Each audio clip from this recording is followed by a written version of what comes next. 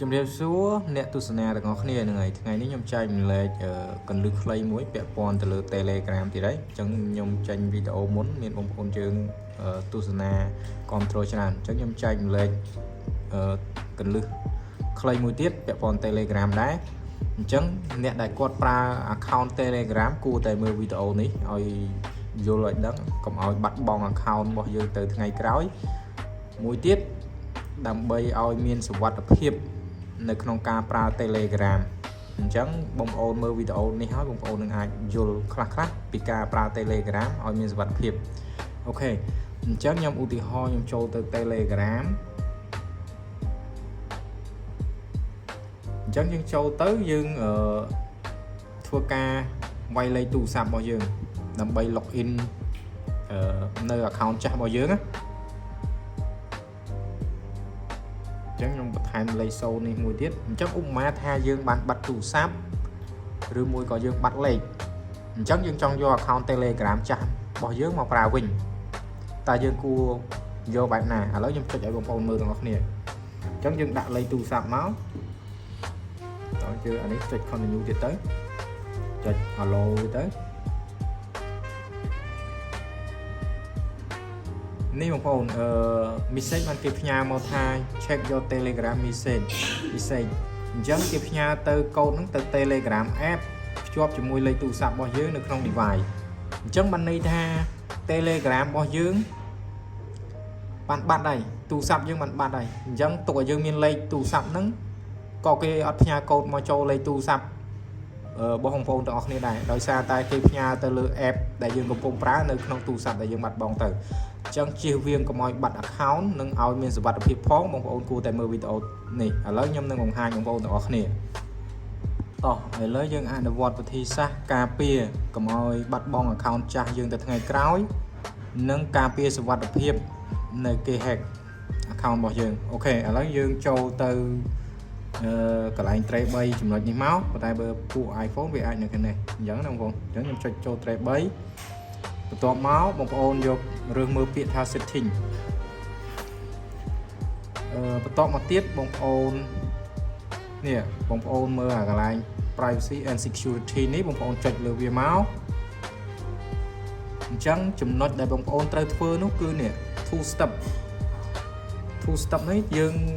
ត្រូវ verify អញ្ចឹងយើងត្រូវបើកវាបើយើងអត់បើកទេ account របស់យើងអត់សុវត្ថិភាពឬមួយក៏មួយទៀតដែលយើងបាត់ទូរស័ព្ទទៅគឺយើងអត់អាចយក account មកយើងប្រើវិញទេដោយសារតែយើងអត់មានការគ្រប់គ្រងទៅលើតែ device របស់យើងតែមួយគត់អញ្ចឹងសូម្បីយើងមានលេខទូរស័ព្ទក៏យើងអាចយក account យើងមកប្រើវិញបានដែរអូខេឥឡូវបងប្អូនត្រូវធ្វើវាចុចលើវាមកបន្ទាប់មកបងប្អូនកលេចមើលនៅអក្សរ Q នេះគេដាក់ set password នេះចុចលើវាមកបន្ទាប់មកឥឡូវខ្ញុំដាក់ password របស់ខ្ញុំអញ្ចឹងខ្ញុំដាក់ password របស់ខ្ញុំសិនអូខេឥឡូវបន្ទាប់ពីយើងបានដាក់ password អញ្ចឹង password នេះបងប្អូនត្រូវតែចងចាំឬមួយក៏អាចកត់ទុកទៅអញ្ចឹងណាបងប្អូនហើយដាក់ឲ្យបានវែងចាប់ពី8ខ្ទង់ឡើងទៅឲ្យមានសុវត្ថិភាពអញ្ចឹងណាមានអក្សរលេខអីអញ្ចឹងទៅបងប្អូនឥឡូវយើងដាក់ហើយខ្ញុំចុចសញ្ញាព្រួយនេះទៅមុខទៀតអញ្ចឹងវាដាក់ថា enter នៃ password របស់យើងគេថាឲ្យយើងបញ្ចូលលេខ password របស់យើងដូចអាមុនណាបើអត់ដូចទេគឺវាអត់ឲ្យទៅមុខទេអញ្ចឹងខ្ញុំដាក់ឲ្យដូចអាខ្ញុំវាយពីមុនដំបូងហ្នឹងអញ្ចឹងកាលហ្នឹងបើនិយាយទៅគេថាឲ្យបញ្ជាក់ password ម្ដងទៀតខ្លាចយើងដាក់ទៅវាភ័ន្តច្រឡំអីចឹងឥឡូវខ្ញុំដាក់វាតែម្ដងទៀត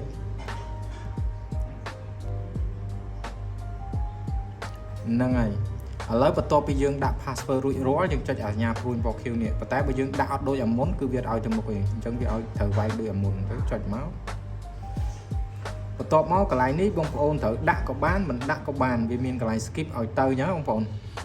អញ្ចឹងបងប្អូនចុច skip មកកន្លែងនេះ Gmail នេះយើងចង់ដាក់ក៏បានមិនដាក់ក៏បានអញ្ចឹងបងប្អូន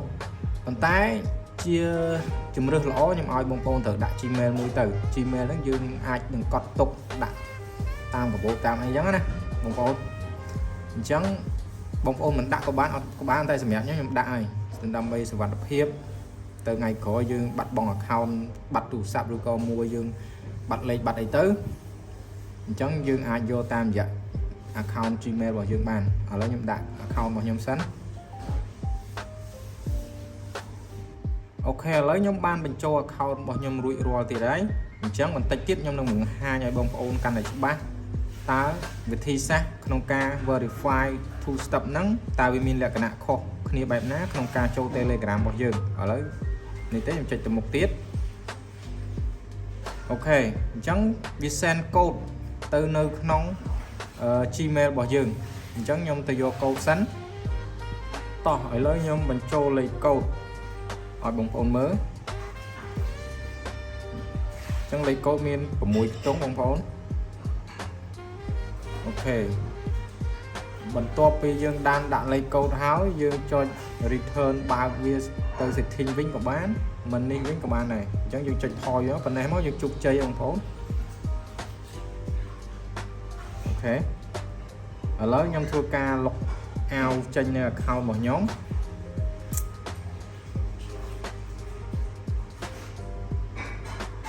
log out ចេញ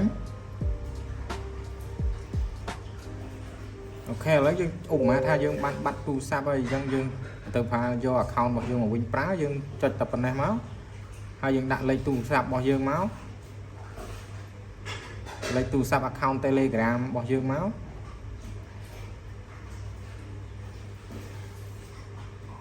អញ្ចឹងកន្លែងនេះខ្ញុំជ្រើសរើសប្រទេសដាក់ត្រូវមកអញ្ចឹងកន្លែងនេះចំណុចនេះខ្ញុំធ្វើលឿនកុំឲ្យវីដេអូវាវែងហ្នឹងបងប្អូនចុចទៅមុខទៀតទៅអូខេអញ្ចឹងយើងគ្រាន់តែដាក់ password មក password ដែលបងប្អូនខ្ញុំឲ្យគាត់ទុកមិញហ្នឹង